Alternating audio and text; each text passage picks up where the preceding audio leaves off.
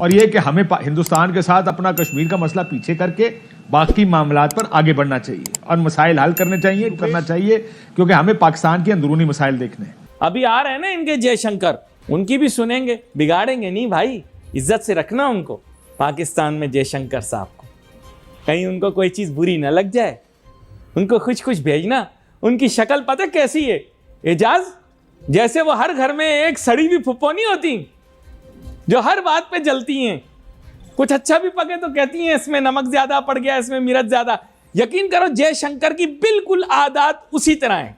इसको खुश रखो यार, इसको जरा कोई उमर शरीफ के ड्रामे वगैरह दिखाओ, जरा रिलैक्स हो, SEO में आ रहा है, खुश रखो इसको, एंजॉय करवाओ भाई, इसको अच्छे अच्छे खाने खिलाना। वाकई में यार, मतलब मैंने ऐसा फॉरेन मिनिस्टर नहीं देखा जैसे जयशंकर साहब है। हर चीज पे ही नाराज रहते हैं यार वो, कभी कनाडा वाले से नाराज हो जाते हैं, उनका वाला इतना हैंडसम प्राइम मिनिस्टर, क्या नाम है उसका, जेसन फ्रूटो, नहीं ट्रूडो, इतना अच्छा खूबसूरत सा प्राइम मिनिस्टर है, उस पर खफा हो गए।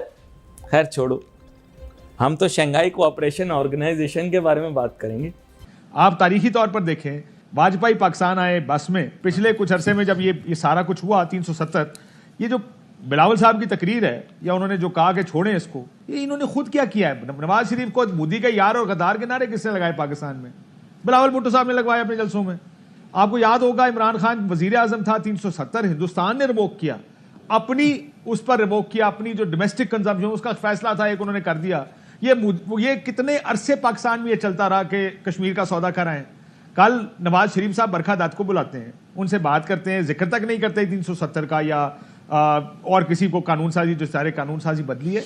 मसला ये कि यहाँ पर अपने सियासी मुखालिफ को गाली निकालने के लिए हिंदुस्तान का इशू, क्योंकि यहाँ पर वो प्रो इजराइली एजेंट, हिंदुस्तानी एजेंट, अमरीकी एजेंट ज़रा कम हो गया, क्योंकि अब एक क्रेडिट की बात है कि मैं अमरीकी एजेंट हूँ। बाकी एजेंट का नारा लगाना तो किसी एक सियासी क्रेडिट की बात है ना, सारों को पहले बैठना चाहिए। देखें पॉलिसीज़ बनती कैसे, जिसको खारजा पॉलिसी आप कहते हैं, आपका एक ऑब्जेक्टिव, एक एम होता है कि ये हमारा एम है, हमने लेट से ट्रेड करनी है और हिंदुस्तान के साथ अपनी ट्रेड 20 या 30 या 40 अरब डॉलर पे लेकर जानी। लेट्स अस्यूम आपका ये एक गोल आप सेट करें, देखिए उसके मुताबिक आप पॉलिसीज बनाएंगे ना अपनी। ये तो नहीं हो सकता कि एक तरफ आप लड़ भी रहे हो, एक दूसरे को गालियां भी निकाल रहे हो, फिर कहें कि हमारी ट्रेड भी आपस में होगी।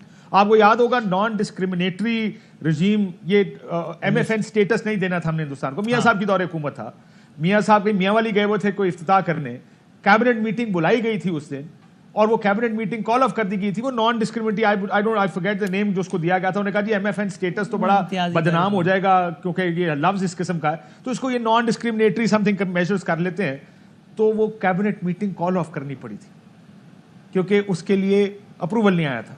सो मसला ये, सारे पहले बैठते हैं इकट्ठे, ये बैठकर फैसला कर लें हिंदुस्तान के साथ चलना कैसे है और जिस तरह चलना है उसमें अपोजिशन को भी शामिल करें, ताकि कल कोई ये गद्दारी के नारे ना लगा रहा हो कि ये हिंदुओं का यार है, ये इंडिया का यार है और ये मोदी का यार है, ताकि इस तरह के नारे भी ना लगें। और जो पाकिस्तान की सूरत हाल बदली है ना 2001 से पहले का पाकिस्तान और उसके हालात और बाद की, एक तो 2001 हुआ जिसकी वजह से वो टेररिज्म एक सर्टेन इशू बन गया, सही है। दूसरा देखें दुनिया इकोनॉमिक्स की दुनिया बन गई, ये मईशत के साथ चलती है। आप ये हिंदुस्तान ने रिवोक किया, पहली मुबारकबाद दुबई की तरफ से, जो एम्बेसडर हैं दुबई के, UAE के, माफ ज़्यादा UAE के, उनकी तरफ से आई।